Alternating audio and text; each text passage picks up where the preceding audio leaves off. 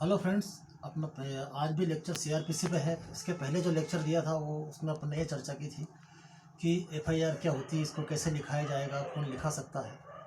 आज की चर्चा का विषय यह है कि एफआईआर लिखे जाने के बाद पुलिस उस कॉग्निजेबल केस के मामले में इन्वेस्टिगेशन में क्या क्या प्रक्रिया अपना सकती है, पुलिस के क्या अधिकार क्षेत्र हैं, ये इस बारे में चर्चा करेंगे। 154 के अंतर्गत एफआईआर लिखे जाने के बाद जो पुलिस के इन्वेस्टिगेशन की प्रोसेस है वो 156 और 157 सेक्शन में उसकी डिटेल व्याख्या की गई है। 156 ने पुलिस की शक्तियों को बताया गया है और 157 ने पुलिस की शक्तियों और इन्वेस्टिगेशन की प्रक्रिया के साथ ये बताया गया है कि एफआईआर लिखे जाने के बाद उसकी एक प्रति नियरेस्ट मजिस्ट्रेट को जो उस मजिस्ट्रेट को जिसके क्षेत्राधिकारता में वो थाना आता है उसको अविलंब भेजी जाएगी। ये 157 ने बताया। एक 156(3) का प्रोविज़न अक्सर आता है। 156(3) का मायने होता है कि सीआरपीसी की धारा 156 की उपधारा 3, आप एफआईआर के अलावा जब कोई क्रिमिनल प्रोसिक्यूशन परिवाद या क्रिमिनल कंप्लेंट लगाई जाती है मजिस्ट्रेट के सामने और उसमें मजिस्ट्रेट को यह लगता है कि इसमें पुलिस इन्वेस्टिगेशन कराया जाना आवश्यक है, तो मजिस्ट्रेट 156(3) के अंतर्गत पुलिस को उस परिवाद पर इन्वेस्टिगेशन के लिए ऑर्डर करते हैं, आदेशित करते हैं, या 156(3) के तहत मजिस्ट्रेट स्वयं भी इस तरह के अनुसंधान के पुलिस को डायरेक्शन दे सकते हैं। ये 156 157 में। और 158 में यह बताया है कि वह कौन सी प्रक्रिया अपनाई जाएगी जब एक एफआईआर की प्रतिलिपि यथाशीघ्र संबंधित मजिस्ट्रेट को भेजी जाती है। यह प्रक्रिया 156-57 की जो कॉपी भेजी जाना है एफआईआर की, वो 158 में बताई गई है। और 159 में यह बताया गया है कि इन्वेस्टिगेशन और आरंभिक जांच मजिस्ट्रेट कैसे कर सकता है। यदि किसी मामले की जिसकी एफआईआर मजिस्ट्रेट को भेजी गई है और उसकी प्राप्ति के पश्चात मजिस्ट्रेट को लगता है इस मामले में प्राइमरी इन्वेस्टिगेशन किया जाना अपेक्षित है, तो वो वैसा कर सकता है। अब अपन थोड़ा सा पुलिस पलटेंगे, पुलिस इन्वेस्टिगेशन की और पुलिस सबके अधिकारों की ओर। एक संज्ञेय अपराध की सूचना मिलने के बाद ये पुलिस का प्रथम कर्तव्य है कि उस अपराधियों की रोकथाम की प्रक्रिया अपनाए, साक्षियों को यथाशीघ्र खोज करे कि किसने घटना देखी, मौका नक्शा बनाए, फरियादी कौन है उसके कथन ले, यदि कोई घायल व्यक्ति है तो उसका मेडिकल कराए, महिलाओं के खिलाफ अपराध हुआ है जैसे बलात्कार इत्यादि, तो इसका एफआईआर लिखे जाने के बाद 24 घंटे के अंदर मेडिकल कराना बहुत ज़रूरी होता है, ये करे। इसके बाद में आता है सेक्शन 160 कि कब किन व्यक्तियों को एक पुलिस अधिकारी जो किसी अपराध के अनुसंधान कर रहा है अपने समक्ष हाजिर होने के लिए आदेशित कर सकता है। यह प्रक्रिया बताई गई है 160 में। धारा 160 ये कहती है कि जब एक पुलिस अधिकारी जो किसी मामले का इन्वेस्टिगेशन कर रहा है उसको यह प्रतीत होता है कि फला फला व्यक्ति को इस मामले के तथ्यों के बारे में भली भांति जानकारी है, तो ऐसे व्यक्तियों को अपने समक्ष उपस्थित होने के लिए वह लिखित रूप से आदेश जारी कर सकता है। ऐसे आदेश जारी करने के बाद या तो उन व्यक्तियों को थाने आने पर बुला सकता है या किसी अन्य स्थान पर जहाँ पर वो सुगमता से उनसे पूछताछ कर सके। ऐसा इसलिए करते हैं अन्य स्थान पर बुलाए जाने का कि पुलिस कार्रवाई से मुलजिम या अन्य किसी व्यक्ति को कोई ऐसी जानकारी ना मिल पाए जिसका फायदा मुलजिम को मिले, इसलिए किया जाता है। इसके बाद 161 में, सेक्शन 161 में यह बताया गया है कि जब पुलिस थाने का भार साधक अधिकारी ऐसे व्यक्तियों को बुलाता है जिनको कि उस मामले के बारे में जिसका कि वो अनुसंधान कर रहा है उसके तथ्यों से वो भली भांति परिचित हैं, उसके वास्तविकता से परिचित है, तब वो उन व्यक्तियों से जवाब सवाल करता है और उसके प्रश्नों का जो उत्तर सही देता है और उसको लगता है कि यह व्यक्ति साक्षी बनाए जाने के लिए उचित है, यह व्यक्ति अपने मामले को कोर्ट में साबित कर सकता है, तो उस व्यक्ति को साक्षी बनाएगा। और 162 सीआरपीसी की यह कहती कि ऐसे बनाए गए साक्षी को या ऐसे साक्षियों के जिनके कथन लिए गए हैं उन्हें उस पर उन साक्षियों के पुलिस अधिकारी हस्ताक्षर नहीं लेगा। विधि की ऐसी अपेक्षा है कि ये जांचकर्ता अधिकारी को स्वयं सिद्ध करना चाहिए कि उसने जो बनाया साक्ष्य निष्पक्ष है और सही साक्षी बनाया है, लेकिन आजकल उसका बहुत दुरुपयोग होता है, अक्सर लोग हॉस्टाइल हो जाते हैं, वो एक अलग प्रक्रिया। लेकिन विधि की मंशा ये है कि जांचकर्ता अधिकारी स्वयं अपने साक्षी को सिद्ध करे, साक्षी पे बर्डन ना डाले कि उस पर हस्ताक्षर करा लिए तो वो बंध गया, ऐसा विधि की अपेक्षा नहीं है। इसके बाद सेक्शन 163 है जिसमें यह बताया है कि किसी भी प्रकार से साक्षी को बनाए जाते समय वह किसी भी तरह की उत्प्रेरणा, धमकी या उससे कोई प्रॉमिस नहीं करेगा, जैसा कि साक्ष्य अधिनियम की धारा 24 में बताया गया।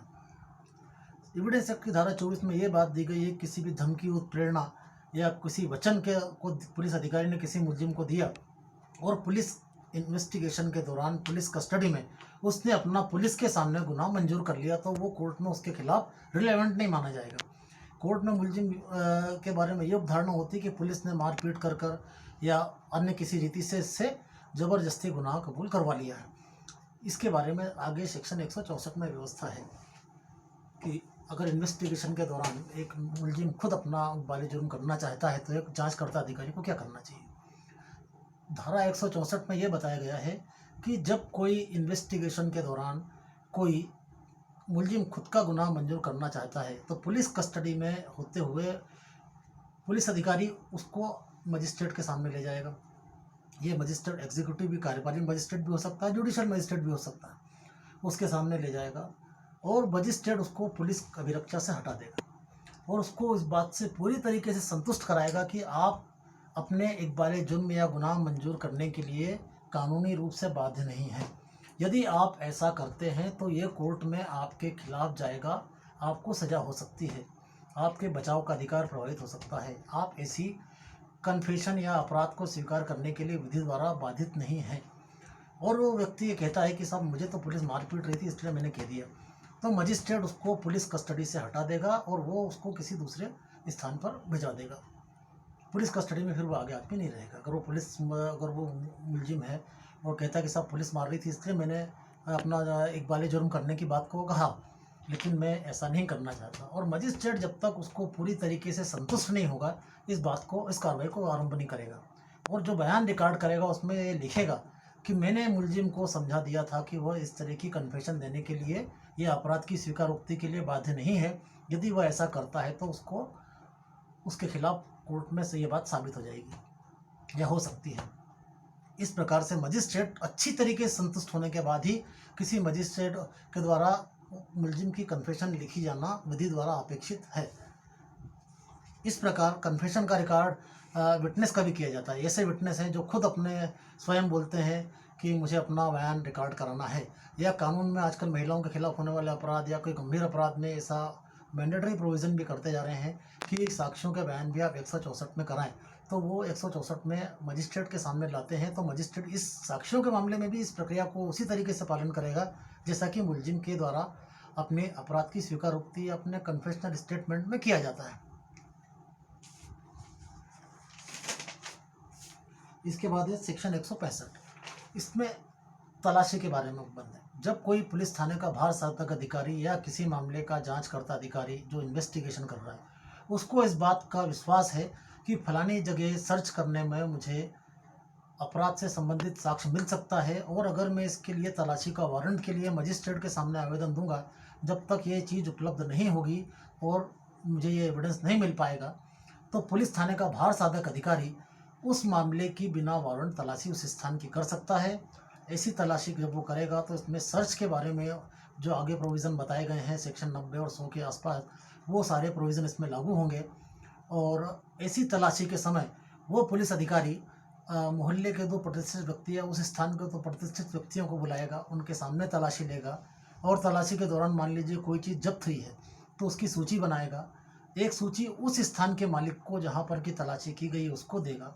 एक कॉपी निःशुल्क मजिस्ट्रेट उसको देने के बाद में मजिस्ट्रेट को भेजेगा। इस तरीके से तलाशी की प्रक्रिया का पालन करेगा।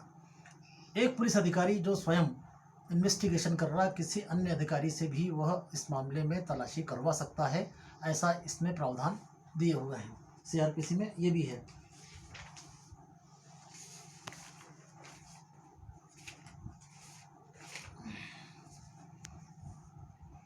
एक 166 सीआरपीसी का एक बताता है कि किसी अन्य पुलिस अधिकारी से भी इस तरीके की इन्वेस्टिगेशन के दौरान तलाशी कराई जा सकती है। अब 166 में यह भी प्रावधान है कि जब मान लीजिए किसी मामले का इन्वेस्टिगेशन करने वाला अधिकारी को यह प्रतीत होता है कि उसके स्थानीय क्षेत्राधिकार से बाहर भारत से बाहर किसी स्थान या विदेश में उसको जाकर के इन्वेस्टिगेशन करना पड़ेगा और इस मामले में साक्ष्य उसको वहाँ से मिलेगा, तो वो व्यक्ति अपने वरिष्ठ अधिकारियों को बताएगा। उसके वरिष्ठ अधिकारियों के माध्यम से आवेदन उस देश के क्रिमिनल कोर्ट का जो भी कॉम्पिटेंट मजिस्ट्रेट होगा उसको भेजा जाएगा, और इस प्रक्रिया में उन नियमों का पालन किया जाएगा जो कि केंद्र सरकार द्वारा बनाए गए हैं। बिना केंद्र सरकार के इंस्ट्रक्शन या रूल्स को फॉलो किए बिना जो भी प्रोसेस केंद्र सरकार ने बनाई है, इस तरह की सर्च या इस तरह का इन्वेस्टिगेशन 166 के अंतर्गत नहीं किया जा सकता, ये उसमें बताया। इसके बाद आया सेक्शन 167। इसमें वो प्रक्रिया बताई गई है जो कि अक्सर रिमांड के मामले में होती है। रिमांड वो प्रक्रिया है जब किसी व्यक्ति को या किसी मुलजिम को किसी अपराध में गिरफ्तार किया जाता है और उसके मामले में जो इन्वेस्टिगेशन चल रहा है वो उसकी गिरफ्तारी के 24 घंटे के अंदर पूरा नहीं हो सकता, तो मजिस्ट्रेट के सामने उसको पेश किया जाता है और उसकी रिमांड मांगती है। पुलिस उसको अपनी कस्टडी में रखने की अनुमति मांगती है। इस तरह से रिमांड की मैक्सिमम अवधि 15 दिन तक हो सकती है। लेकिन इसका मतलब ये नहीं है कि पुलिस ने मांगा और मजिस्ट्रेट पूरा 15 दिन का रिमांड दे देगा, ऐसा नहीं होता। मजिस्ट्रेट पुलिस से कारण पूछेगा आपको कौन कौन से पॉइंट पर इन्वेस्टिगेशन करना और कितने दिन में आप कर सकते हैं।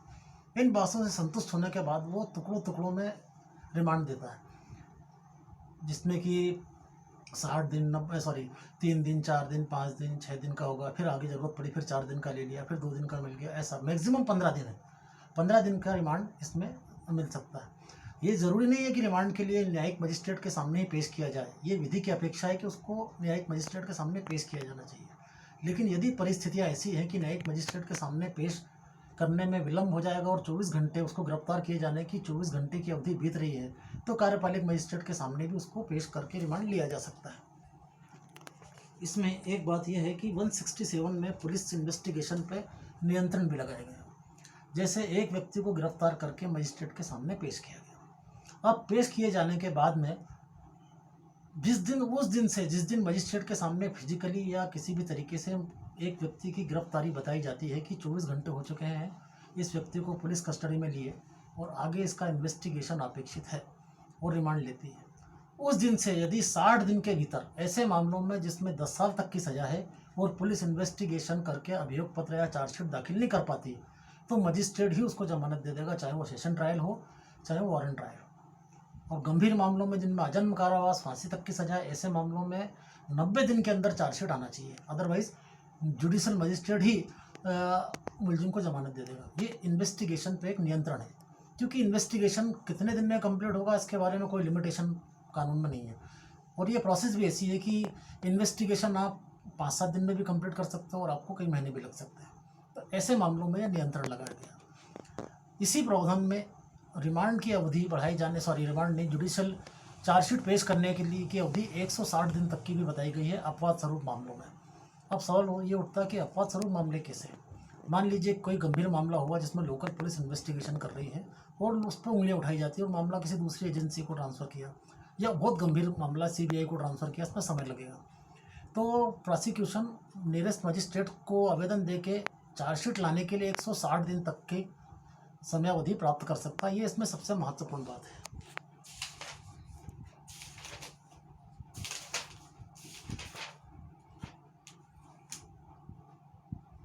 इसके बाद में ये सेक्शन है 168, जिसमें ये बताया है कि चूँकि सारा थाने का जो भी प्रभार है वो सारा थाने के बाहर साधक अधिकारी के जिम्मेदारी में रहता है, इसलिए कोई भी आदमी जो थाने के बाहर साधक अधिकारी से निम्न स्थिति का है, उसके इन्फीरियर है, उसके सुपरविज़न में काम कर रहा है और वो इन्वेस्टिगेशन करता है, तो इन्वेस्टिगेशन की प्रोसेस से थाना प्रभारी को या बाहर साधक अधिकारी को समय समय पर अवगत कराएगा, ये इसमें बताया गया। अब ये स्थिति बताई गई है आगे कि यदि एक व्यक्ति के खिलाफ जिसके खिलाफ कॉग्निजेबल केस या संज्ञेय अपराध की जानकारी मिलने पर FIR लिखी गई और उस मामले में इन्वेस्टिगेशन करने के बाद ऐसा साक्ष्य नहीं मिलता है कि उसके खिलाफ चार्जशीट तैयार की जा सके, तो वो मुलजिम छोड़ दिया जाएगा। इसी प्रकार यदि एक मुलजिम के खिलाफ पर्याप्त साक्ष्य मिलता है और अभियोग पत्र तैयार होता है, तो ऐसी स्थिति में उसको 170 के अंतर्गत मजिस्ट्रेट के सामने पेश होने का डायरेक्शन देती है कि यदि मान लीजिए मुलजिम पहले से जमानत पर है या उसने जमानती अपराध किया, तो उसके ऊपर पुलिस ने उसकी जमानत ले ली है, तो जिस दिन चार्जशीट फाइल कर रहे हैं उसको उस मजिस्ट्रेट के सामने जिसके सामने वो मुकदमा चलने वाला है, जिसके सामने उसका ट्रायल चलना है या उसको क्षेत्राधिकारिता है, उसके समक्ष उपस्थित होने के लिए पुलिस उसको निर्देश देगी, वो दिनांक बताएगी। इसके बाद 171 CRPC में ये बताया गया है कि जब किसी साक्षियों को या फरियादी को या विक्टिम को कोर्ट में बयान के लिए ले जाना है तो पुलिस उनको दबाव बनाकर अपने साथ नहीं ले जा सकती। ये उसमें बताया गया 171 में ये प्रावधान है कि वो स्वतंत्र रूप से आना चाहिए कोर्ट के सामने। जो विटनेस देना चाहता है स्वतंत्र रूप से आना चाहिए। अगर विक्टिम भी कहता है कि साहब मेरी जान को खतरा है, मुझे पुलिस प्रोटेक्शन दिलाया जाए, उस कंडीशन में पुलिस उसको अपने रक्षा में लाएगी, अदरवाइज नहीं, वो फ्री आएगा अपने हिसाब से। इसके बाद सबसे महत्वपूर्ण सेक्शन इसमें आगे आता है 172। इसमें केस डायरी के संबंध में प्रावधान है। क्या होता है कि जब कोई इन्वेस्टिगेशन स्टार्ट किया जाता है तो उसकी प्रोग्रेस रिपोर्ट जांचकर्ता अधिकारी को स्वयं अपने अधिकारियों को अवगत कराने के लिए लिखनी पड़ती है। उसको बोलते हैं केस डायरी। जैसे एक कत्ल हुआ और उसकी एफआईआर लिखी गई, जांचकर्ता अधिकारी एफआईआर लिख के घटनास्थल पर जाएगा, वहाँ मौका नक्शा बनाएगा, फरियादी कौन है, विक्टिम कौन है, कत्ल की वजह क्या थी, कितने साक्षियों ने इसको देखा है, कौन कौन सी सारी बातें वो करेगा। ये इन्वेस्टिगेशन की प्रोसेस। लेकिन एक पन्ने में वो अपनी इन्वेस्टिगेशन की रिपोर्ट तैयार करता है जिसको बोलते हैं केस डायरी। इस केस डायरी में वो लिखेगा कि इतने बज के इतने मिनट पर मुझे इस अपराध क्रमांक पर फला ने सूचना दी और मैं घटनास्थल पर गया। आज दिनांक को मैंने इतनी इतनी कार्रवाई की, मैंने साक्ष्यों के बारे में पूछा, मैंने घायल का मेडिकल कराया और मौका नक्शा बनाया, और मैंने इस मामले में जो भी संबंधित व्यक्ति थे उनको थाने पर व्यक्तिगत रूप से उपस्थित होने के लिए CRPC की धारा 160 के अंतर्गत सूचना पत्र जारी किया। ये प्रोसेस उसने की। तो ये प्रोसेस एक पन्ने में लिखेगा और ये डुप्लीकेट रहेगी केस डायरी। एक जो आज का इन्वेस्टिगेशन है ये इमीडिएट उसके सुपीरियर अफसर को एक कॉपी भेजेगा केस डायरी की, ताकि उनकी जानकारी में रहे कितना कितना इन्वेस्टिगेशन इसमें हुआ है। और जांचकर्ता अधिकारी पर भी एक नियंत्रण रहता है अधिकारियों का कि वह बाद में इन्वेस्टिगेशन को रद्दोबदल नहीं कर सके, और करता है तो वो वरिष्ठ अधिकारियों को बताए। यानी मामले के इन्वेस्टिगेशन में क्या क्या हुआ है और क्या क्या होना है, इस बारे में जानकारी जो लिपिबद्ध की जाती है एक जांचकर्ता अधिकारी के द्वारा, इसकी एक प्रतिलिपि उसके उच्च अधिकारियों को भेजी जाती है। आगे आप पढ़ेंगे 173 में चार्जशीट आती है, तो चार्जशीट में जो भी इन्वेस्टिगेशन किया जाता है उसकी सारी कॉपी मुलजिम को दी जाती है, कि उसको दी जाती है उसके डिफेंस के लिए। लेकिन केस डायरी की कॉपी ना तो मुलजिम मांग सकता है, ना उसका कोई डिफेंस का वकील मांग सकता है। केस डायरी की कॉपी देखने का अधिकार जब भी है कि जब ट्रायल चल रहा हो, उस समय यदि कोई विरोधाभासी बात आती है और आपको लगता है कि साहब कोर्ट से रिक्वेस्ट करते हो, तो उतना पुरता कोर्ट के सामने आपको दिखा दी जाएगी। बाकी केस डायरी की कॉपी आपको नहीं मिलेगी। ये डिपार्टमेंटल प्रोसीजर है एक तरीके से पुलिस डिपार्टमेंट का, या जो भी एजेंसी इन्वेस्टिगेशन करती है उसके लिए। इसके बाद आता है 173, जिसमें तैयार होता है अभियोग पत्र या चार्जशीट। जैसे किसी व्यक्ति के खिलाफ इन्वेस्टिगेशन हुआ तो जैसे जैसे जो इन्वेस्टिगेशन किया जाता है, एफआईआर लिखी गई, साक्ष्यों के कथन लिए गए, मौका नक्शा बनाया गया, उसका मेडिकल हुआ, कुछ चीज़ों की जब्ती हुई, इन सब की कार्रवाई की जाती है। जब्ती हुई तो जब्ती पंचनामा बनेगा, मुलजिम गिरफ्तार हुआ तो गिरफ्तारी पंचनामा बनेगा, मौका नक्शा बनेगा, मेडिकल होगा, जो भी रिलेवेंट मैटर है उन सारे चीज़ों को तैयार करके एक अभियोग पत्र तैयार किया जाता है, जिसमें यह लिखा होता है कि इसमें मुलजिम कौन है, क्या झगड़े की वजह थी, साक्षी कौन है, फरियादी कौन है, क्या क्या उसमें इन्वेस्टिगेशन में डॉक्यूमेंट इकट्ठा किए गए, उन सब की प्रतिलिपि इत्यादि तैयार की जाएगी। उसको अभियोग पत्र बोलेंगे। यानी टोटल इन्वेस्टिगेशन का सारा पुलिंदा जो दस्तावेज इकट्ठे किए गए उन सब की प्रतिलिपि जो रहेगी, जो कोर्ट में पेश की जाएगी ट्रायल चलने के लिए, और उसी की कॉपी मुलजिम को निःशुल्क प्रदान की जाएगी, वो उसे अभियोग पत्र कहते हैं।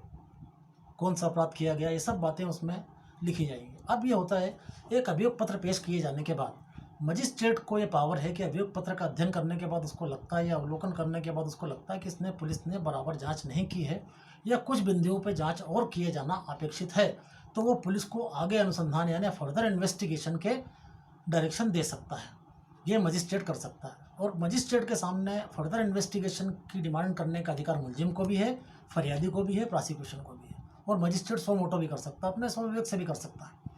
इसी प्रकार से यदि चार्जशीट आने के बाद या आपको ऐसा लगता है या फरियादी को ऐसा लगता है कि इसमें री इन्वेस्टिगेशन होना चाहिए, पुलिस ने पूरा मामला उलट पुलट के उल्टी सीधी जांच की है, तो री इन्वेस्टिगेशन में नए सिरे से पूरी इन्वेस्टिगेशन होती है, तो इसके लिए हाई कोर्ट या सुप्रीम कोर्ट में रिट लगाई जा सकती है। मजिस्ट्रेट री इन्वेस्टिगेशन के लिए डायरेक्शन नहीं दे सकता, सिर्फ फर्दर इन्वेस्टिगेशन या जहाँ तक इन्वेस्टिगेशन करके चार्जशीट पेश की गई है उसके आगे और इन्वेस्टिगेशन अपेक्षित है, ये करने के लिए पुलिस को डायरेक्शन दे सकता है। Thank you. आज इतना ही।